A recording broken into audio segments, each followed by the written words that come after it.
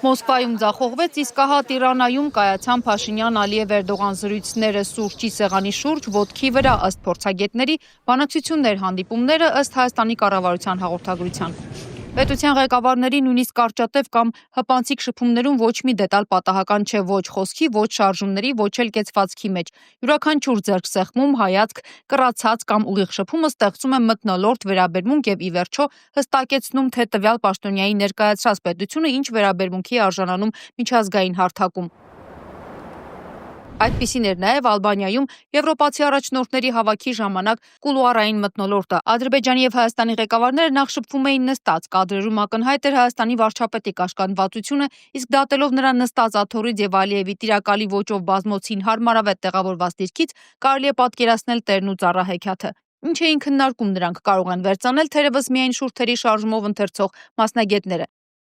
Մի բան ակնհայտ է, այս շփմանը հաջորդում է արդեն Թուրքիայի նախագահին մոտենալու նախ էպիզոդիկ հատվածը, եթե փորձենք Էրդողանի ժեստի նշանակությունը ենթադրել, ամենայն հավանականությամբ նա կարծես Փաշինյանից ճշտում էր. ամեն ինչ պայմանավորվեցիք, նկատի ունենալով Ալիևի հետ զրույցը։ Փաշինյանի գլխով դրական նշան ստանալուց հետո Էրդողանն ինքն էլ բթամատով է անում դրական նշան։ Մեր ուշադրությունից չէր կարող վիրիպել նաև Հայաստանի բարեկամ Ֆրանսիայի նախագահ Էմանուել Մակրոնի ջերմ շփումը Ալիևի հետ։ Այդ պահին Փաշինյանի հայացքը ֆրանսիացի բարեկամին, իսկ Հունգարիայի վարչապետին հայ պաշտոնակցին։ Մակրոնի ու Ալիևի կադրերը նայելիս ամենևին էլ տպավորություն չէ, թե Ֆրանսիայի նախագահը շփվում է ամենաբացահայտ հակաֆրանսիական դիրքավորում ունեցող պետություններից մեկի նախագահի հետ։ Քաղաքական վերլուծաբան Հակոբ Բադալյանը այս առիթով հիշեցրել է, թե ով էր Ալիևի հյուրը Արցախի դեմ եզրափակիչ ագրեսիայի մոտ 3 շաբաթ առաջ։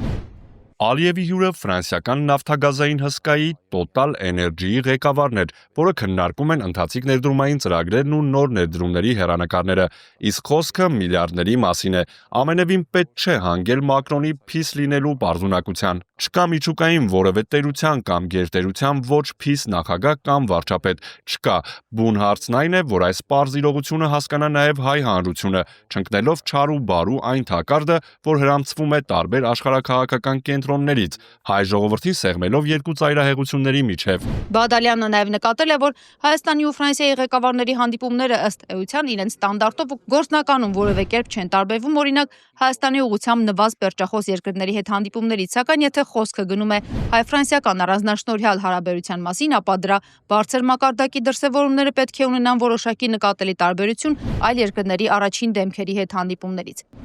Մինչ վերոնշյալ հանդիպումներն էլ ադրբեջանցի լրագրողներ Փաշինյանից պարզաբանումներ կորզել, այդ թվում սահմանադրության վերաբերյալ Հայաստանի վարչապետը հավաստիացրել է, որ նոր սահմանադրության նախագիծը առայժմ պատրաստ չէ, շեշտելով Հայաստանի մայր օրենքում չկա տարածքային պահանջ որևէ հարևանի նկատմամբ։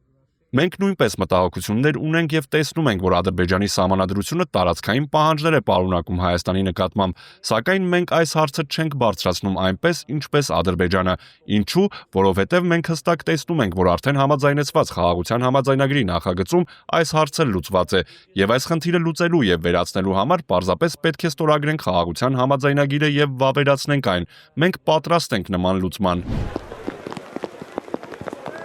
Բայց Բաքուն շարունակում է դժգոհության շարքը։ Ադրբեջանի արտգործնախարարության խոսնակը Հայաստանի վարչապետի հայտարարությունը որակել է միջազգային հանրությանը մոլորեցնելու փորձ։ Այս անգամ սահմանադրությունից բացի նաև Հայաստանի զինանշանում տարածքային պահանջ տեսնելով։ Շիդա Ղազարյան, Գարիկ Արամյան, TB News։